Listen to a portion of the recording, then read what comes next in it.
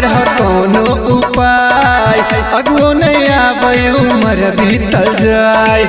हर साल सावन में देवघर हम लियो, तब की आयत तू बनल छाका साई।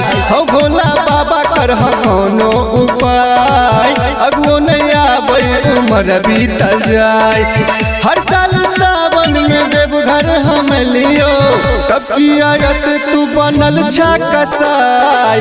हो भोला बाबा कर कोनो उपाय, अगुओ नहीं आवे उम्र बीतल जाए। हो बाबा मिक्स बाय हंस वाहिनी recording studio Basuki. DJ Umesh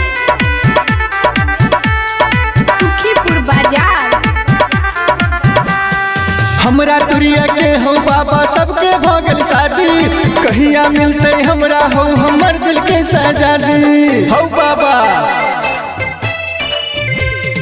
हमरा तुरिया के हो बाबा सबके भगल शादी, कहिया मिलते हमरा हो हमर दिल के सहजादी। जिंदगी बुझाइया जेना भगल बेकार, कोना का लिखल बाबा हमर कपार। काबर ललियो हम तोरा द्वार, हमरो बाबा कनी कर हो विचार। हो बाबा हो भोला बाबा कर कोनो उपाय, अगुओ नहीं आवे उम्र बीतल जाए। बोला बोला बाबा बैजनाथ की। डीजे उमेश सुखीपुर बाजार। बाबू भैया के हम कहलो कियो ने बात सुनैया, कक्का काकी पा हमरा कनियो विश्वास न होइया।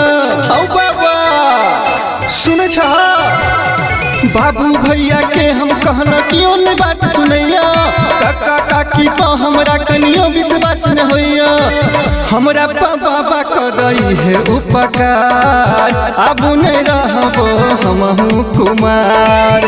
पवन राजा गौरव कहो बार बार, शादी के बात फसल बीच मझधार। हो बाबा हो भोला बाबा कर कोनो उपाय, अगुओ नहीं आवे उम्र बीतल जाए। जागा महादेव हो। प्रेजेंटेड बाय हंस वाहिनी रिकॉर्डिंग स्टूडियो बासुकी।